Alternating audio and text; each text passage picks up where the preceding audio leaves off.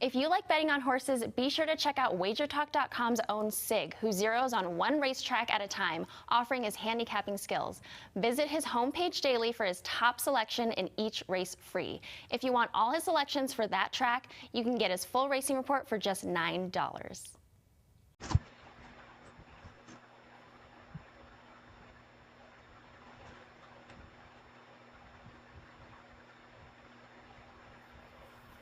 Mm-hmm.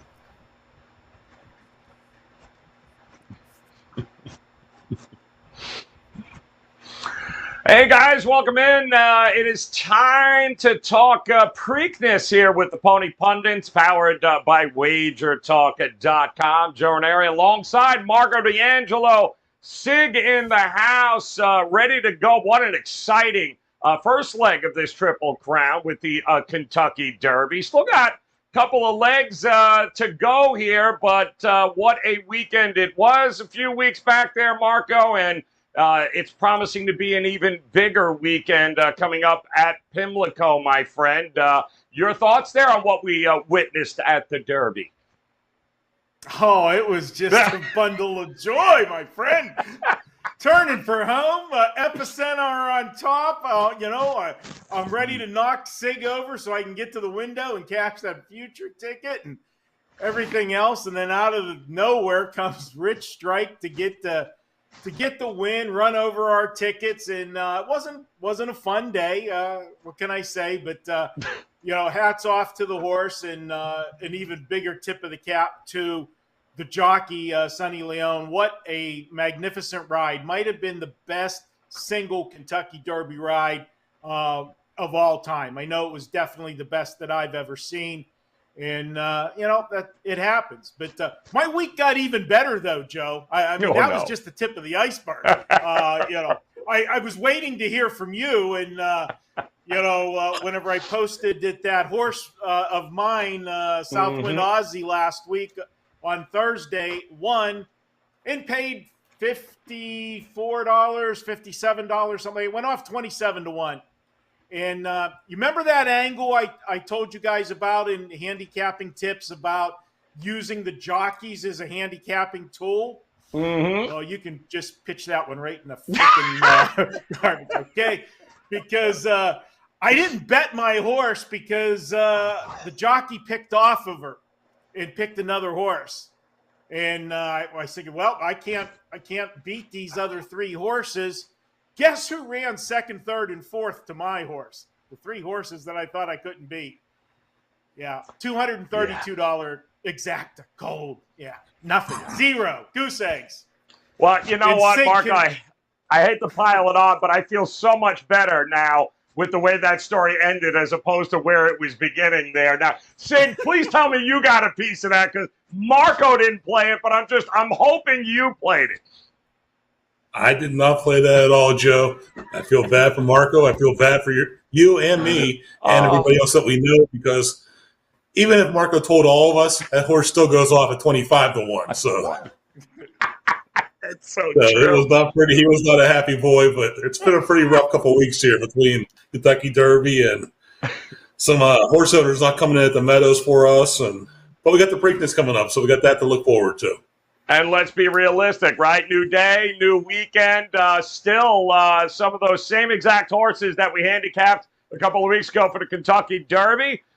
We have them lined up and ready to go here for the Preakness. We'll break that down. We also have the Friday race there. So the Black Eyed Sue will have that opportunity for you. These guys have, much like the Oaks back in Derby Day, we've got you covered with this race as well. Not a 20-horse field for the Preakness, but intriguing nonetheless here. And I do want to remind you guys, opportunities certainly presenting themselves. You can head over to WagerTalk.com. You've got the opportunity to grab all of Marco's plays. You got to love this for just $69. That's right. You get a 7-day all-access pass, just $69. All you have to do is use the code MD69 at checkout for him. That'll include his entire weekend of racing here, whether it be the Friday or the Saturday tracks. And let us not forget Sig's daily racing reports ready to go right now. WT.Buzz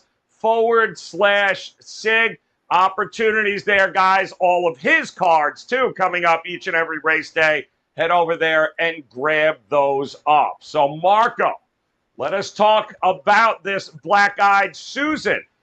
This race coming up on Friday. It's a race that has a few more horses here. Look, I think 13 altogether. I know you have a couple that you like a lot here. Talk to us about the Black-Eyed Susan and what your card looks like. I'll tell you what, Joe, the Black-Eyed Susan, I think, is going to be an absolute excellent betting race. I can make a case in this field for 6 different horses to win this race. Woo. And part of it is because one of the major players is not in the Black-Eyed Susan. The horse that won the Kentucky Oaks is saying, you know what? If an 80-something to 1 can beat you boys, I'm coming at you. The girls heading over to race against the boys in the Preakness Secret Oath, who did us very well in the in the Kentucky Oaks.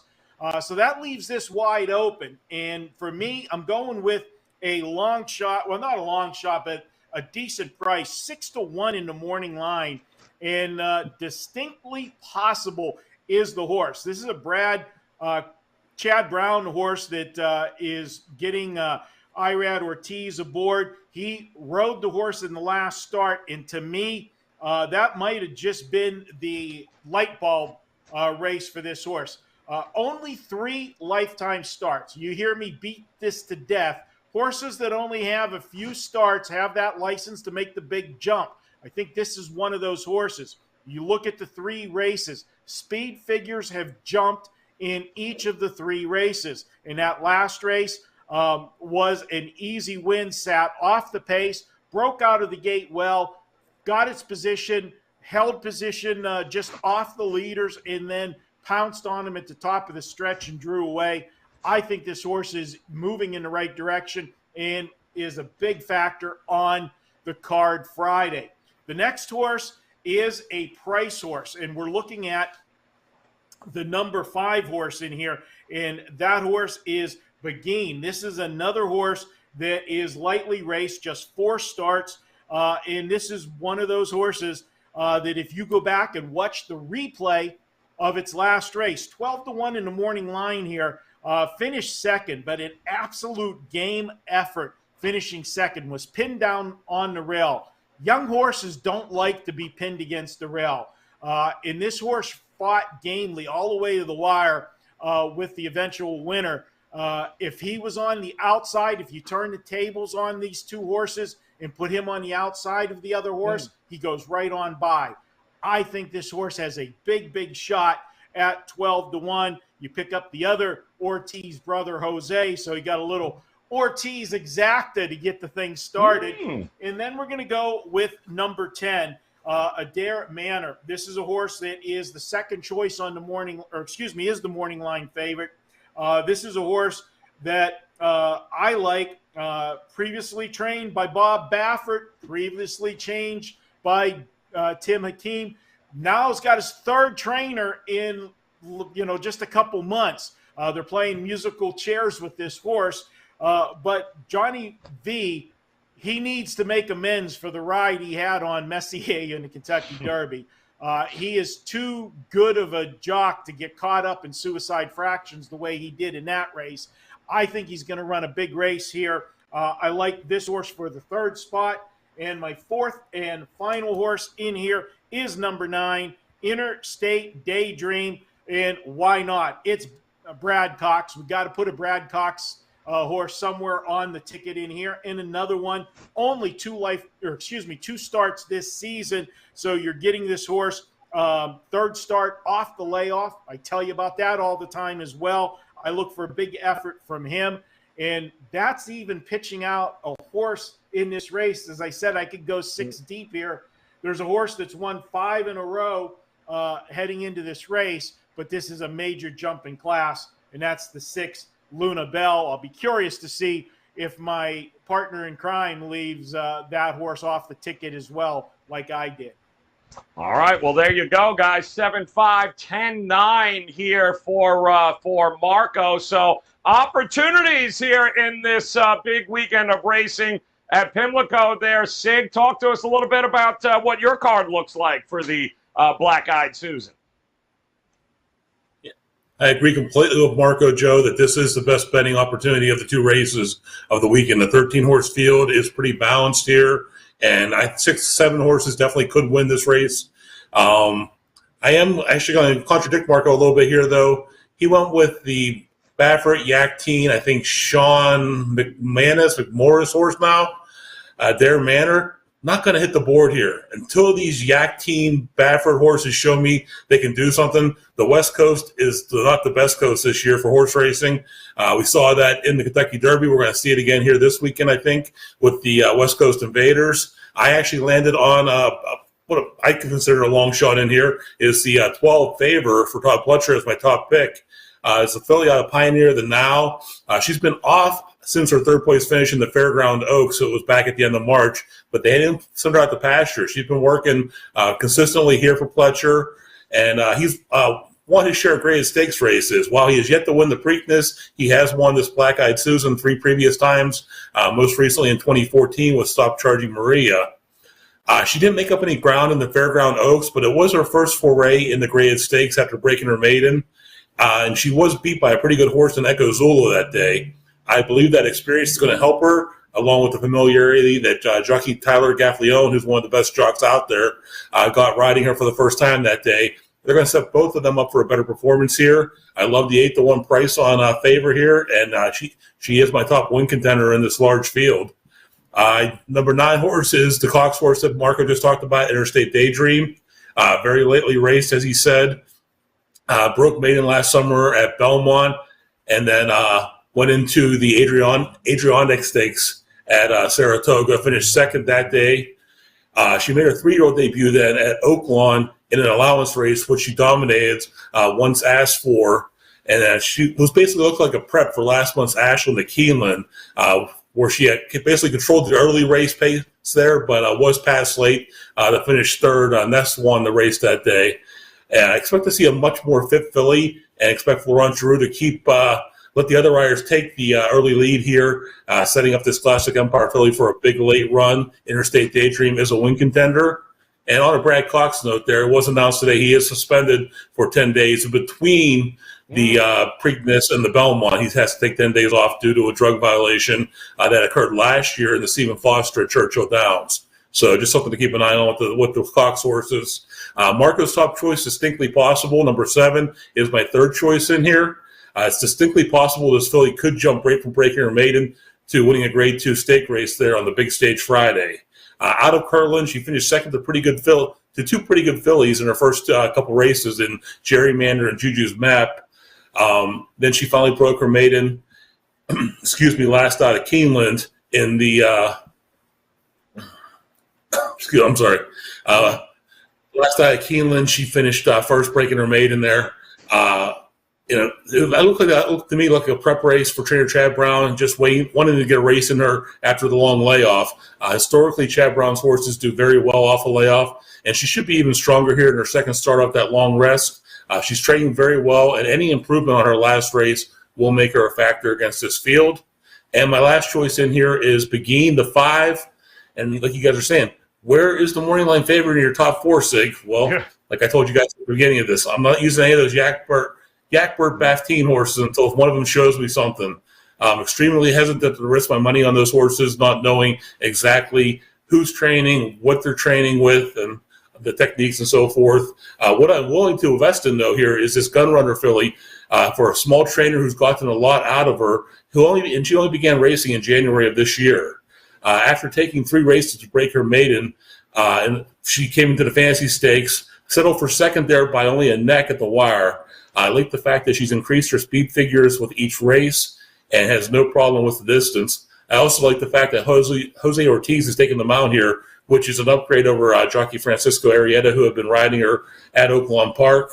It's a wide open race, and with a number of horses that can win. Given that, I like her upside on this filly, and we're going to get better than 12-1, I think, on Friday. Definitely a live long shot in here. So I went with 12-9, 7-5. There it is. Sig's Black-Eyed Susan picks right there, guys. Friday, that is the day of the Black-Eyed Susan Pimlico featured race. Should be a good one, but distinctly absent from there, as Marco mentioned.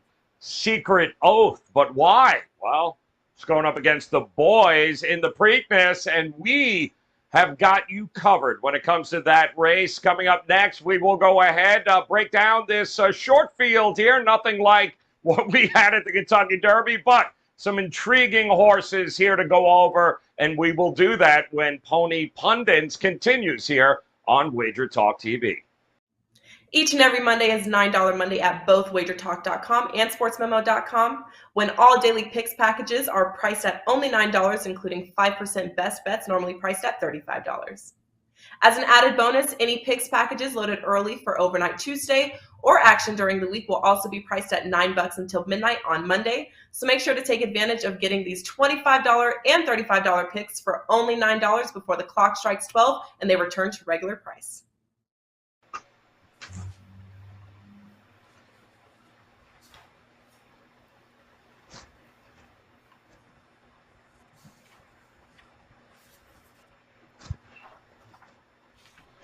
All right, guys, welcome back in here. Pony Pundits on WagerTalk TV. I'm Joe Ranieri, joined by the pundits themselves. Nobody better than Marco D'Angelo, as well as Sig, hanging around with us here today. And it is Preakness time. Second leg of the Triple Crown. Although no Triple Crown winner this year, obviously, because you actually have to race in the next one when you win it, but I don't think anybody explained that to those owners and to the and to what's going on there. But yeah, no rich strike for us, but we do have 9 other horses here in the Preakness. We're going to preview them, get both of these gentlemen's thoughts here on each horse, and then of course we will lay out what their card is going to look like. But I do want to remind you, Marco's 7-day all access pass is available right now, guys. All you have to do is head over to WagerTalk.com, visit his page, and take advantage of him crushing the NBA playoffs right now, 20-6, the MLB. Nobody's been more profitable than he has over the last couple of years. NHL continuing to roll. How about 5% top plays, 15-5 in his last 20, and all of them for $69 on a 7-day all access pass, using that code MD69. And if you head over to Sig page right now, pretty great stuff. You can lock in his daily racing reports each and every race day. Right now, sign up, guys. Get them delivered straight to you at wt.buzz/Sig every race day by 9 a.m. Great stuff there by Sig at his page. All right, we got 9 horses here for the Preakness. Let us start with the number 1 horse here, a horse that, would have been, what a superfecta, thanks to simplification here, Marco. Number 1, kicking us off here, a horse we talked about with the Belmont. Now talk to us regarding the Preakness here with simplification. Well, you know what, Joe? We're going to talk about him when we get to the live long shots. We're talking about Contenders. Oh, God. I'm sorry. There you go. I'm sorry. I'm on the wrong one there. Contenders it is. All right, so let's go. Who is your first contender here, Marco, for this this Preakness? Oh, episode. Well, that's not even fair. Yeah, you know where. Yeah, that's not even fair. Epicenter's done everything right all spring and leading up to the Derby. And halfway down the stretch, Epicenter was there. He made the right move. I got to give credit to Joel Rosario because he rode a perfect race. He broke from the gate, got situated, saw that they were going too fast up front, and it actually dropped back a few positions to get away from that fast pace, something that a couple other jockeys weren't smart enough to do. And then he made his move at the right time and was there. It was just a fluke and perfect timing and all the right moves, zigging and zagging through the lane that got Rich Strike there. I really think Rosario might have missed seeing him coming up the rail the way he was because he was more concerned about putting Zandon away on his outside. This is Epicenter's race. to lose. Make no questions about it. Can he lose this race? Yeah. Now, that was a tough race in the Kentucky Derby. There's some new shooters in this race that are a little bit fresher. But I'm going to tell you one thing that is held true in the Preakness. Horses that raced in the Derby and come back and race in the Preakness have a tendency to repeat. They do what they did. They come back with good efforts. And until history breaks that, for the most part, this is his race to lose, and I'm going to have him probably on top, but I got a couple that we're going to talk about that could light up the tote board. All right, Epicenter here. Not that he ran a bad race there, Sig, in the Kentucky Derby, but what do you think about the chances here in the Preakness? Oh, Jack, I got a pop quiz for my esteemed colleague Marco over there. Ooh. How many times has the Kentucky Derby runner-up won the Preakness in the last 28 years? Well, obviously, I didn't look that stat up, and you're just giggling because you have it. So go ahead and pop it off there, buddy. He's won exactly once, and that was in 2016 with Exaggerator, if you guys remember that really sloppy track that day. I have to give credit where credit's due. I did steal that from at Derby1592 on Twitter. He's a great follow if you guys are horse racing fans. Great handicapper, Chris Larmy there. Epicenter. Great race. Marco basically covered it all in the Kentucky Derby. Rosario had him set in position to win. Those insane early fractions set by the 2-4 and horses with the 2-4 and jockeys are really what set that race up for Rich Strike. Rosario did the best he could with Epicenter. I think trainer Steve Asmussen thought they had that race locked up coming on the stretch run. Nobody saw Rich Strike coming, including all of us that were in the ballroom at the South Point, because you could have heard a pin drop when that horse crossed the line first. At first, I think everybody thought it was the 2-horse, and I knew it wasn't Happy Jack. But you couldn't see the one on the saddle cloth. So the only way to have Rich Strike in the Kentucky Derby, guys, was if your name was Rich, if you play lucky numbers like 7, 11, and 21, or if you played the longest show on the board, because that's what he was that day. But Epicenter, coming into this, I think he's got a really great shot here. He is the best horse in this field. What does concern me, though, is the effort. I mean, he put a huge effort in the Kentucky Derby. He's put good efforts in the Louisiana Derby, in the Risen Star, in the Lecomte. The horse, every time they put him in the gate, comes out running. He's due for a bounce in here, guys. I don't know if it's going to come here or come in his next race, but he can't keep putting out efforts like that every time without coming up flat once in a while. I mean, there's very few horses over the course of history that can just consistently come out and put up races like that. And I think Epicenter is a very good horse. I don't think Epicenter is a great horse. You need to be a great horse in order to keep putting up efforts like that. Epicenter is definitely going to be in my win contenders here when we get to the end of the show, but I'm hoping that we can beat him here. He's going to definitely be at 6-5 or better. Or worse, even money or worse, I think, on Saturday. So Epicenter had definitely a win contender in here, but I'm hoping that we can beat the second place finisher in the Kentucky Derby. All right, love it. We do have another contender here, and I've got a question, a trivia question for my esteemed colleague here, Marco. When is the last time a Wood Memorial winner actually won the? Who the hell knows? Talk to me here about early voting. 7-2 here on the morning line. The Wood Memorial, April 9th at Aqueduct was the race. What do you think we get here in the Preakness from? Well, he couldn't even win that Wood Memorial race. He ended up finishing second by a neck, but he raced very well, just got caught right at the wire. This is another one of those Chad Brown horses. We see it every year. Just a couple starts. Is he ready for the Derby? No. Well, you know what? Let's do the smart thing. Let's skip the Derby. Let's go to the Preakness, point to the Preakness with this one. That's what they were doing all along. And early voting has a big shot in this race. He's what we call one of the new shooters. He's also fresh. He didn't go that big mile in the Kentucky Derby, with the fractions and everything else. So he's a horse that's going to bust out of the gate, go to the front, and he will be one of the pace setters. And I have a feeling that after all the talk about how fast the Kentucky Derby went, everybody's going to want to do just the opposite and be conservative. And if somebody gets left loose on the lead, they're going to be tough to catch in here. And early voting has the opportunity to do that. I think he will be on top. There'll be another horse we'll talk about that'll leave as well. But this is a horse that with only the few starts, 3 career starts, can make that big jump up. And if you look at the speed figures, the 3 starts that the horse has had, every one of them has been a significant jump speed figure-wise. If he's got one more in him, he could run away from the field. The last speed figure is enough to get the job done here. If he takes another step forward, could be even tougher to beat. What do you think here? You think he doesn't get caught from behind this time here, Sig? You think opportunities here for early voting? I think early voting has a big shot in here, Joe. The Gunrunner Colt's done nothing wrong in his short career. And like Creative Minister, who I think we're going to talk about when we get to the long shots, he's going to be making only his 4th career start. That lone loss, as Marco referenced, was to Mo Donegal at the wire in the Wood Memorial. So this horse is basically a neck away from being undefeated in this spot. I think the move, Chad Brown's done this before with Cloud Computing in 2017, skipping the Derby and going right to the Preakness in 2017. Cloud Computing won the Preakness that day.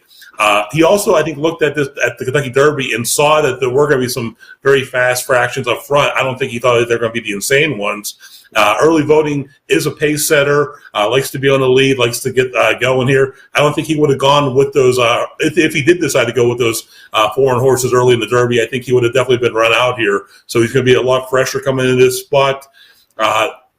They did not like, I'm sure, the fact that they did ship the West Coast horse in here. They came through his second different barn through Yak Team now. Armagnac also likes to go very fast early. It took me a couple there to get it right. But he likes to go fast early. He's going to, I think, push early voting here. I think early voting, they thought that he was going to have the early pace to set on his own. He's just going to get pushed a little bit here, which does pull me back a little bit from him. I still think he's a win contender here. I think the extra preparation time is going to help him. And I think we're going to be talking about him again here at the end of the show when we get to our top picks. All right, so number 5, 7-2 on the line there as a contender. And Marco, you alluded to it. We do have one more contender here to talk about. The girl, Secret Oath. She is ready to kick ass and take names. How big a contender is she here in this race? She's very big contender, and I think it's more so because of her style. Also because she's coming off of really an easier race. She's coming off the Kentucky Oaks. Perfect ride in that race. You've got a horse here with Luis Saez that jumped on her last time for the first time, and she responded in a big way. Her racing style, I think, is going to be perfect for what we're going to see unfold on Saturday. Sig just talked about it. The other horse that's going to be out there with early voting. Those 2 horses will go at it early. Who's going to be sitting third? Well, it's probably going to be Epicenter. And Epicenter will be the one that's going to come at early voting first. And I think those 2 will get engaged in a stretch battle because I don't think the other horse is going to be there at the end. I think he'll be out there slugging away, but I don't think he can go the distance in this race against this caliber of horse. So what that means is after Epicenter puts away early voting, this could be one of those ones where you get the horse coming off the shoulder of the 2 battling horses. You put the first one away, but you don't get the second one. And that second one's going to be Secret Oath coming hard. She races just off the lead. She'll be sitting probably 4th or 5th in this field. And the reason I liked her so much in the Kentucky Oaks was if you go back and look at her Arkansas Derby race, when she did race against the boys, she finished 3rd. But, guys, she had all kinds of problems in that race and still was able to race a game 3rd. She got the clean trip in the Oaks, got the win. I think she's going to get a clean trip here behind the battling horses, make the move. I think she pulls an upset in the Preakness. We could have a technical Triple Crown. Does it count if you can pull off the Kentucky Oaks, the Preakness, and then would she dare try it in the Belmont at 1.5 miles? Why not? I mean, listen, we've had, I believe, 6, Sig, does that sound right? I believe 6 Preakness fillies that have taken the crown. looking to become the 7th Secret Oath. Does she get it done with Luis Saez? You are correct, Joe. 6 fillies I'll previously have won the Preakness, last being Swiss Skydiver 2 years ago, 2020. Secret Oath, I think, has a big shot in here. Marco's analysis was spot on. The rider change from Luis Contreras to Luis Saez was a huge upgrade. No offense to Contreras. He's done very well in that filly, but he did give her not the best ride. She was wide the entire time in the Arkansas Derby, and she was there the entire race. She was sitting right on the pace the entire way. She just couldn't get past in the stretch run against those horses here. She found the going a little easier in the Kentucky Oaks against what was a very talented field there on Kentucky Oaks Day, and basically made them look pretty ordinary. Had a great race there. If she can repeat that race with that big closing style, she should definitely, this race is going to set up very well for her. Well, D. Wayne Lucas, the trainer, knows how to win this race. He's already done it 6 times previously. And the pace that I think we're going to see from early voting and Armagnac, I'll get that right by the end of the show. Could set this filly up into some quick early fractions. Can she win? Yes. I'll be using her more, though, in my opinion, on exotic tickets. I think 2nd or 3rd is where she's going to finish up on this board, but we'll learn more about that when we get to my top 4. All right, so we've got 3 contenders. We do have a couple of long shots, and then, of course, we put it all together and figure out what the cards look like, but everyone loves a good long shot, so we'll talk about those 2 horses coming up here as we continue to preview the upcoming Preakness at Pimlico here on Pony Pundits, powered by WagerTalk.com. We'll be right back. Stop. Don't buy that picks package or all access. Wait, what? Yep, don't click add to cart until you check out our new deals page at both WagerTalk and Sports Memo, where you can find all the latest offers, promotions, and coupons available all in one place. These deals are updated daily and can be found by clicking deals in the nav at WagerTalk or Sports Memo, going to wt.buzz/deals, or scanning the QR code on your screen. All right, guys, welcome back in here. Pony Pundits. We are talking about the Preakness, the second leg of the Triple Crown races. No Triple Crown winner this year. However, though, it's going to be a huge weekend in racing, all leading up, of course, in a couple weeks to the Belmont, which is always monstrous. But we gave you some contenders in this 9-horse field race. Now we're going to talk about a couple of long shots here that these guys may or may not include on their card, and we will start with number 4. With number 1, Simplification. I keep having the 4 because he finished 4th in the Kentucky Derby there at a big number, and it would have been, if we could have removed Rich Strike, it would have been a tremendous opportunity there, but it wasn't to be. Simplification, though, at 6-1 here. What do you think, Marco? Simplification. Another great run last race. Can he do it again? Well, you know what? A lot of people are going to point out that he was flying in the stretch, come on to be 4th. I want to point 2 things out. The reason he was flying at the end is because half of the field was going in reverse in the stretch from stopping.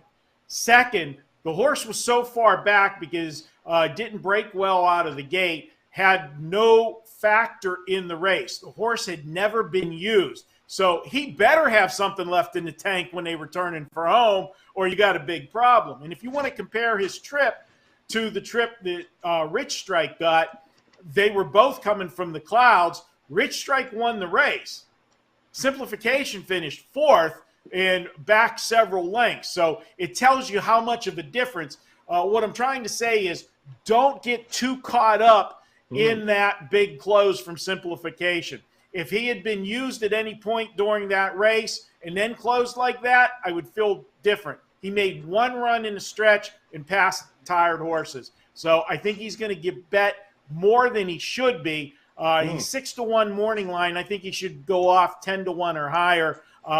Do you use him on your ticket underneath? Of course you do. He's got an opportunity to hit the ticket, but I don't like him to win this race. The position there, right on the rail there, Sig, concern you with Simplification? There is going to be some speed in this race. Actually, Marco just set me up pretty well here. The post position draw in the Kentucky Derby in the 20-horse field is always really important, and they always make a big deal about drawing to the inside here. But this post position draw, the 1, is not ideal for simplification in here, even against a smaller field, because drawing that 1 hole, he doesn't come out of the gate that great. And like we said, there's going to be some early speed from a few horses in here. I think, well, number 1, Johnny V picked up the ride here. Jose Ortiz was aboard back on Derby Day, so he may get a little better ride with Johnny V there. But he's going to have to use up something early, I think, to get himself and secure a nice position there along the rail. Antonio Sano, the trainer, did very well a couple years ago with a horse called Gunnavera. He's basically taking the same path with simplification in here, but he's not going to get the same race set up in here that he got in the Kentucky Derby to close into, being a smaller field. There's going to be less horses to get through, but I think he's going to be a little bit further back early here, and there are a couple better closers in this field. The Kentucky Derby was the only time on the dirt that this horse has finished off the board, and that was a 4th-place finish, so he still completed the superfecta here. But this is going to be his 6th start in 5 months, maybe a little too much for him. I'm going to use him on the fringe on some exotic tickets deep, but I really don't. This horse I don't think has any chance to win the race here. And if he's going to hit your exotics, it will be in that 3rd or 4th spot, I think. Yeah, only this time I don't think he's 35-1. All right, so let's move on here. We've got one more live long shot, and it is the number 2 horse, Creative Minister here. Kenny McPeak, Brian Hernandez Jr., Marco. What do you think here at a 10-1 morning line? This horse has a big shot in the Preakness. This is a horse that's peaking at the right time. I don't want to sound like a broken record. Only 3 career starts. What's he done in those 3 career starts? Well, he comes out first asking, is sitting 10th early on in the race, comes on flying, gets beat by a neck, finishes 2nd by a neck in his debut. He was well bet at the window. He went off 2.5 to 1 in that race. So the connections thought he had a big shot, and he responded, just missed. Comes right back in his 2nd start, gets the win. Off of that maiden win, he has to go up in class. He's still in an allowance race with an optional claim in there. He wasn't in for the claiming price, but won that race easily. Sat off the pace, 3rd or 4th, which is going to be perfect style in today's race, and then he pounced at the top of the lane. If they do go some fractions up front in this race, and there is a speed duel, and then there's a battle between Epicenter and then Secret Oath, this one could pick up all of the pieces flying at the end. Brian Hernandez is a jockey that has done well. He's not a household name for everybody, but this guy can ride. I like this horse's chances. And if I can get him on my ticket at 10-1 or better, that's just going to be a plus. This is a very, very live long shot, I feel, in this field. All right, like it. Let's music to our ears here, Sig. Are you as high on Creative Minister here with Kenny McPeak? Joe, I'm actually higher than Marco is. And Marco gave this horse a pretty rave review here. Marco says he's only making his 4th career start on Saturday in the Preakness. Just missed on that debut at Gulfstream. Broke the maiden at Keeneland in April, and then came back. He was, in my opinion, probably the most impressive ride on Kentucky Derby Day. He was on the undercard. It wasn't an allowance race, but he just basically controlled that race. He could do whatever he wanted to do, and he did. And I don't think Hernandez used him up in that race, which is why excuse me, Ken McPeak and the Connections, well, they paid $150,000 to nominate him for the Triple Crown after the fact to just get him into the Preakness field here. So he's got to finish, I believe, 4th or better just to recoup that $150,000 they paid to get him into this race. That's not a lot of money for people that own horses. I mean, the people that own horses, especially thoroughbred horses, basically don't need the money. That's why they buy race horses, in my opinion. Sometimes they get lucky and win. Most of the time, they end up having a good story to tell here. But I think they have high hopes for this colt in here, and I do too as well. I think this early race, Marco has set this up perfectly every step of the way for me. Early voting and Arpignac are going to go out early. Epicenter is going to be right off of them. There's going to be 2 horses closing in this race. One is Secret Oath that we already talked about. The other is Creative Minister. I like the fact that Creative Minister is a little bit more lightly raced than Secret Oath in here. But his speed figures have made nice jumps between start to start in here, and I think he's going to have a slight advantage over Epicenter, who's been giving it his all in defeat in the last race, and then in the couple previous races, he's had put out huge efforts in there. I think he's due for a bounce. I love the 10-1. I think we're going to get better than that. And to me, Creative Minister is definitely the livest long shot in the field on Saturday. All right, we got a couple of long shots here to take a look at, guys. Just a 9-horse field here with some familiar names. And when we come back, we're going to take a look at the cards for both Marco and Sig to see exactly how they're going to put it all together. But I do want to remind you, if you head over to WagerTalk.com right now, Marco's continuing to roll here, guys. One of the most profitable NBA playoffs right now on a 20-6 run. The NHL 59-30. In his last 89, his 5% top plays are 15-5 in his last 20, and you can get every one of his best bets, including those 5% best bets, 7 days, $69. You just got to use the code MD69 at checkout. Take advantage, guys, and you want to know exactly what's going on with Sig daily. His racing reports, there are none better. You want to cash some tickets at the track? This is how you do it. You visit Sig's page, wt.buzz/Sig, sign up for his daily racing reports, and you get them each and every race day at 9 a.m. It's a great opportunity, guys. Head over there and visit Sig at WagerTalk.com. All right, when we come back, moment of truth. How are we putting it together? How many horses will Sig steal from Marco? How many horses will Marco steal from Sig? You don't want to miss it, guys. We'll be right back. Old dogs are learning new tricks. Gold Sheet is the country's oldest sports betting newsletter, dating back to 1957. And for the first time, they're offering MLB top selections at WagerTalk and Sports Memo.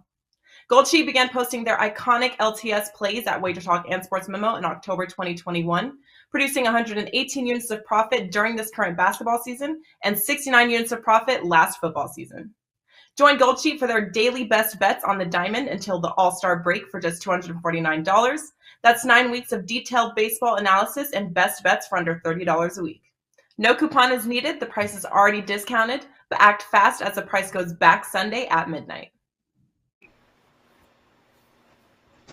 All right, guys, welcome back in. Want to thank you so very much for hanging with us here on Pony Pundits. Make sure you hit the subscribe button in the upper right-hand corner. Along with that little bell, you'll get notified each and every time we go live with our shows here at Wager Talk. Always great information coming your way each and every day. And now we've got great information coming your way here regarding the Preakness. It is time to take a look at what the cards look like here for this race at Pimlico on the weekend. And Marco, kick us off here, my man. Talk to us about your card here for the Preakness.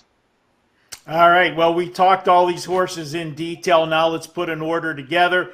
Until he gets beat, I'm going to put Epicenter on top.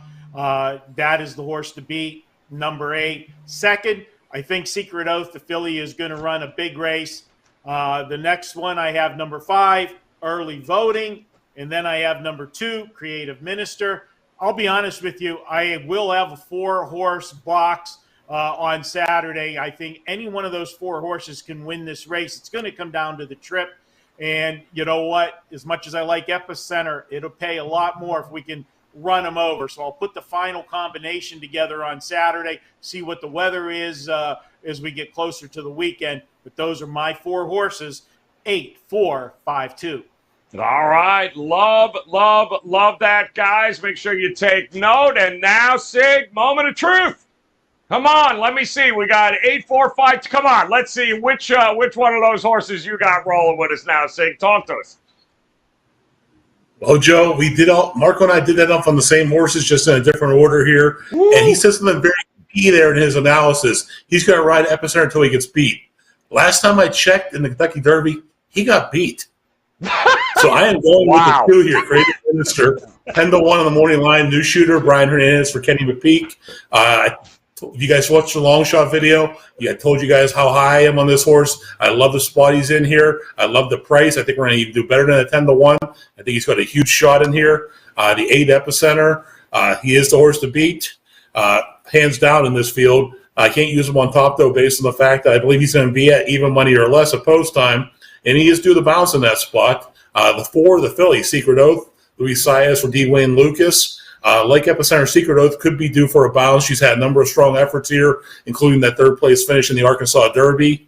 That jockey change, like I said, Contreras to Saez, paid immediate dividends in Kentucky Oaks. She's going to get a great trip here. I see Secret Oath and my top choice creative minister battling down the lane. And my 5th spot is early voting, Jose Ortiz for Chad Brown.